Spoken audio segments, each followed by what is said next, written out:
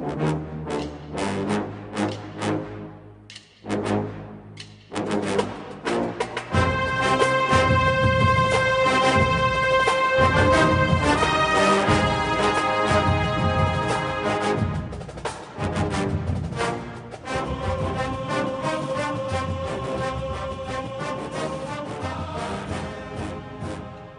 morning, Bucknutters. Welcome to the Bucknuts Morning 5 here on Monday, March 30th, 2020. At least I think that's the day.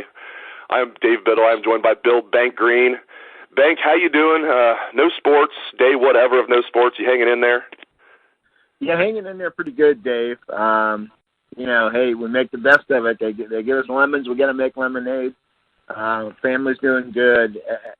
We're hanging tough. So, like I say, I hope everybody's doing well. I feel for the people whose jobs have been interrupted through this and, whose incomes have been interrupted. Those are the people I really feel for. And then the people that are, have been hit by the coronavirus themselves or their families. I mean, this is, unprecedented times, affecting not just sports, but real life. So, on my end, things are really, really good and very blessed, and thank the Lord for that. But I know people have really been hit by this. So hopefully we can, get to the point where we're cresting on the other side of the hill and headed toward normalcy. Yeah, thank goodness for Ohio State recruiting. That's helping us get through this time. Very well said by you. The people, the medical workers, people in grocery stores. It's everybody just keeping, the people that have to work during this time. They're like on the front lines of all this. So, yeah, these are crazy times. It almost feels trite to say, man, I really want sports back, but I really want sports back. But again, at least we have Ohio State recruiting right now. At least we're going to have the NFL draft. It looks like next month. Roger Goodell's going to have the NFL draft as scheduled, he says. But let's get into Ohio State recruiting. Let's start with TreVeyon Henderson. We've talked about him so much. He committed to the Buckeyes Friday night. It feels like it was 4 months ago. 7 p.m. Friday night. TreVeyon Henderson, the number one running back in the country, became a Buckeye. No surprise, but still fantastic news, Bank. Yeah, great news. I mean, when you look at the combination of his speed, just his ability to make people miss, his ability to catch the football, I mean, it's a great gift for Ohio State. I mean, he would have been my top choice of all the running backs they were after, and I thought this was a great year for running backs, and I thought Ohio State really did a good job of putting themselves in the game for a lot of different running backs, And like I said, now Tony Alford now is, ready to run for governor, and everybody loves him, but, he really was in this same position last year. Landed the top running back in the country, in late spring, early summer. And then, they the family threw the curveball to Alford. And that was a tough one to recover from because they had spent so much time into Bijan Robinson. And then when you feel like you've got him, he didn't publicly commit, but he silently committed. Well, then you don't recruit other guys. And other guys form relationships with other schools. And then when he leaves you late in the process there, late summer, you got a problem at that point. So, I thought the shots at Alford were undeserved. I thought what happened last year was very explainable. It was realistic what happened to them. And now this year, you can see it. Tony's back being Tony again. And if, something horrible happens and TreVeyon Henderson decommits in August, they will scramble again. Because that's just the way this stuff goes. It was just bad luck last year. I don't think it was laziness on his part. I don't think it was miscalculating on his part. It was bad luck. And so I'm glad to see, for Alford's sake, now he's, toast to the town again. Great recruiter, great guy. And, he always has been. And I'm glad to see this worked out for him this year. The irony last year is, he recruited J.K. Dobbins. J.K. Dobbins had a historically great season for Ohio State. Tony Alford coached him up, recruited him, everything. Everybody was mad at Tony Alford last year. But, yeah, you recapped that very well. And he also landed Trey Sermon. He's landed two excellent recruits for the 2021 class, including Evan Pryor, to go along with TreVeyon Henderson. And he landed Trey Sermon as well, the best running back on the grad transfer market. And I'm sure Ryan Day gets a lot of credit for that as well. Let's just jump ahead and talk about Trey Sermon. I was going to save that for the last topic of the show. Let's just talk about that right now. We've been reporting, and everybody's been thinking it was a torn ACL. Turns out, according to Trey Sermon himself, it is a torn LCL, which is less severe than an ACL for those who don't know. The LCL is the lateral collateral ligament, and it's more like a 8-week recovery as opposed to an 8 month recovery, like an ACL is. So that's great news, Bank. If it's a torn LCL instead of an ACL for Trey Sermon, he could be ready as soon as football starts. Oh, I can't believe we didn't hear about this earlier. All the reports that came out from the day that injury happened, it was the same day Crowley got hurt, by the way. Everything I heard was that it was a devastating knee injury. It was horrible. It was a complete tear of everything, and very bad news is what we heard. But what we heard was never from Trey. I don't know who we heard it from. It was just reports out there that it was a terrible knee injury. And then when he, puts it out that it's an LCL, and he should know. I mean, he should know his knee better than any of us. I would think he's with his knee every day. So you got to believe the guy, I mean, so I think all the reports that we had heard before were incorrect. I mean, and this is amazing news. This is, you hear all these CLs, you don't know the difference sometimes, but this is the difference between, a broken ankle and a sprained ankle. I mean, there's a huge difference here. So Trey Sermon, if we get football back this summer workout start, he should be cleared and full go for summer and then totally ready to roll in the fall. It's fantastic news. Let's get into some recruiting. First of all, if you're a Bucknuts subscriber and you've not read Bill's latest blog, read it. It is fantastic. It always is awesome material. This one is just top shelf, even for Bank standards. So if you have not read Bank's blog from yesterday, make sure you get on Bucknuts and read that. Let's get into some of the stuff from that blog. Let's start with the number one defensive tackle in the country, JT Tuimoloau, same high school as G. Scott Jr., Eastside Catholic in Washington. Where do things stand from Ohio State's perspective with JT?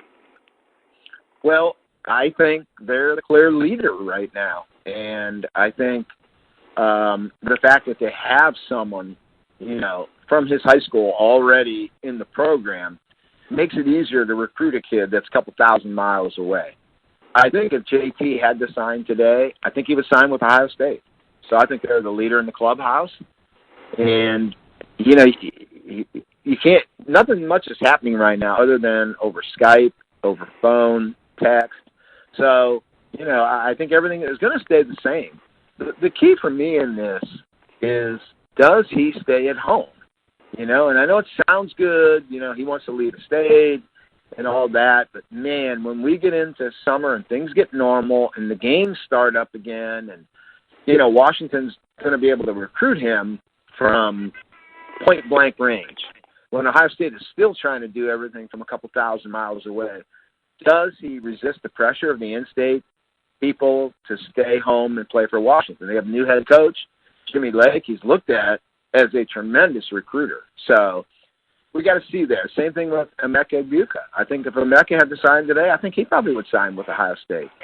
And I think you got to see how does the local pressure, how does that end up affecting these guys? Does Washington start off 5-0?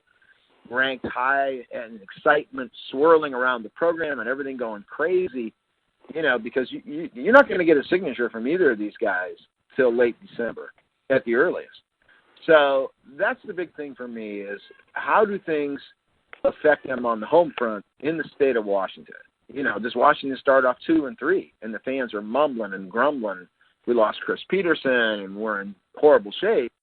Or do they get off to a blazing start under the new coach and get some recruits and there's excitement and momentum around Washington, kind of like Ohio State did last year with Ryan Day? Is it like the new guy really can do this? Does that happen at Washington? So I think we're in for a long haul here with these guys. But I really like where Ohio State stands today, especially with JT. I think they pretty much, they're in the driver's seat right now. But we got to just see when things get normal again, what happens at Washington. On the other line, the offensive line, the Buckeyes already have, of course, two really good ones with Donovan Jackson and Ben Crispin in the class. How many offensive linemen do you think they're going to take, and what's the latest specifically with J.C. Latham and Jager Burton? I think they want 4, but they're in on guys that I don't think they could say no to. And J.C. Latham, to me, I think he's in the class. Now, I know there's some LSU smoke out there, and that could be sometimes, kids like to have that second team in there because if everybody knows where you're going, then your announcement doesn't mean much. So there's usually got to be a second team pop up. LSU, great recruiting staff, very formidable. So, I wouldn't laugh them off. But I think Ohio State's in great shape with JC. With Jager Burton again, I don't think it's done, but I think Ohio State is really the leader right now. And then the question comes down to, can Jager leave his home state of Kentucky and come to Ohio State? On first look, you think, well, that sounds ridiculous. Ohio State can easily out-recruit Kentucky. Well, if you go back and look at history here, in the last 3 or 4 years, when Ohio State has targeted an in-state Kentucky kid, and Kentucky wants them too, Ohio State hasn't gotten any of them. Okay, so let's just take a step back here before you consider Jager Burton an automatic. I do think Ohio State's in great shape there, and I think the fact that there's so much momentum, so much positivity around this class, it makes great players want to be a part of a great class. And, great players want to play against great players, but they also want to play with great players. So I think Ohio State is set up great with Jager Burton. Then you've got guys like Rocco Spindler and David Davidkoff. I mean, I don't think Ohio State is leading for either one of those guys. I think Michigan's in pretty good shape for both of them. But, we got a long way to go here. And as this Ohio State class starts to fill up and the momentum is there, and here's a chance to be a part of the greatest class in history, does Spindler or Davidkoff decide, man, I want to be a part of that? And there's no way you say no to Rocco Spindler. So all of a sudden, you wanted 4, maybe you land Latham and Jager Burton, and then Spindler wants in, well, then you're going to 5 at that point. You're not telling him no. And then later down the road, David Davidkoff wants in, you're going to go to 6 because they are in on guys that you just cannot say no to. And that's why, I wrote yesterday that I think the number they want in this class, I think they're shooting for like 23 or 24. I don't think that's going to be possible. I think this class is going to be 27 or 28, and you figure out those extra 4 spots and what you got to do to get them filled. So they're just recruiting at such a high level that there's just too many kids that they're in on that they could not possibly say no to. They're going to end up with probably 6 DBs at the end of this, and I don't think they were looking to get 6 DBs. But the quality that they're in on is just guys you cannot say no to. It's the best way to put it. Yeah, I was going to bring that up next. I love that you talked about that in your blog, how, listen, for a while you've been saying you think they're going to land 24. Now it's like throw the numbers out. This is going to be a historically great class. Just get all the great guys you can and then worry about the numbers later. I think that's the best approach. This has just been so much fun to watch. Another thing you pointed out in your blog, Jalen Johnson is listed as a safety, but you're saying it's clear as day he's going to be a linebacker. And you also mentioned, I find this very interesting, not a big surprise, but very interesting, the days of Ohio State running the single high safety, which was just the 1 year with Jeff Hafley, probably is going to those days are probably over with Kerry Combs. He's not going to do the single high safety. He's probably going to do the traditional 2 safeties, 2 corners. Is that correct? I think so. But, Rondé, he hasn't called me yet for advice on how to do anything, let alone run his defense. He doesn't call me to ask me what shoes he should buy. So it's just how I see it. Combs has never been a D coordinator before. This is his first time calling a defense in his life, and you're going to make him call a defense that he's never run before. He's never coached before. That single high look that Hafley brought to Ohio State, it's not run that much in college football. Very few schools run that, and only a few in the NFL run it. So it caught a lot of people by surprise last year that didn't know how to attack that look. I mean, it was a great defense. I loved it. And they had the right personnel with the 3 NFL corners in Wade, Arnett, and Okudah, and then you had the perfect center fielder back there in Fuller. I don't know that they have that roster makeup this year. And then, you look at who they're recruiting now. They're recruiting a lot of safeties right now.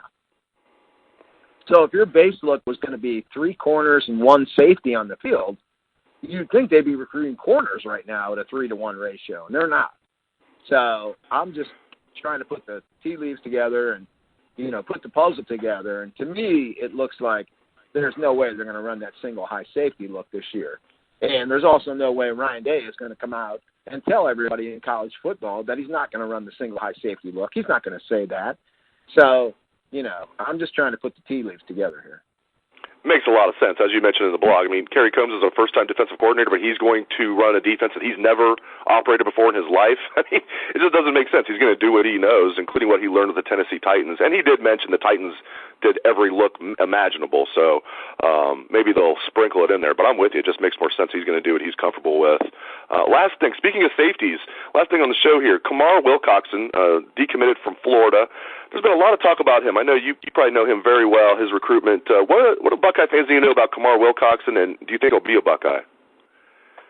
Man, I think they're in great shape to land him. I mean, I don't think he would have decommitted from Florida without some prodding from Ohio State or some assurance from Ohio State that they would take him.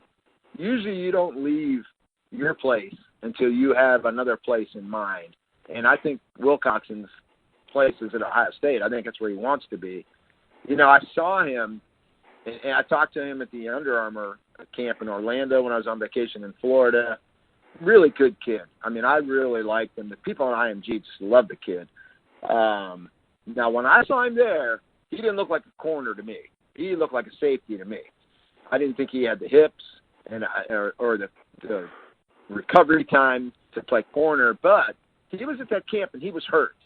So IMG had got me some practice clips of him, some drill clips of him going through drills as a corner, and it was a total different person than when I saw the day at that camp. So, you know, going off the clips they sent me, I'm kind of seeing cornerback for Kamar Wilcoxon. Wow. When I saw him in person, he was hurt, you know, and I didn't know that. The kid shouldn't have went through the camp if he was hurt. And then you don't get dummies like me saying he can't play corner. But what I saw in person was a safety. The clips they sent me from IMG of him going through drill work was corner. So we'll see. Like I say, I think they need him to play corner. You know, they need corners. So I think if they're going to take him, I think they're taking him with the assumption that he's going to play corner. I'm glad you corrected me on that. I said he was a safety. I should have learned my lesson from Jeff Okudah when I saw he was a 6'1", 190-pound high school senior. I'm like, that kid is gonna. There's no way he's going to play corner. He's going to be a safety. He's just too big. And boy, was I wrong. We're talking about one of the best corners to come out of Ohio State in recent memory, and that's saying a lot. So I see 6'1", 190 for Kamar. Go ahead, Dave. Let me interrupt you a minute here. When I saw Jeffrey Okudah as a junior at the Future 50 down in where was that at? It was at Under Armour. I saw safety all the way. I loved that kid as a safety, and I still love him as a safety. Now, he's an awesome corner, too, but I always felt like, man, put that kid in the middle of the field as a center fielder and let him just roam with his range of motion. So I'm with you on Okudah as a safety. I had Okudah pegged as a safety from day one. You know, you put those guys on the corner, you can avoid them.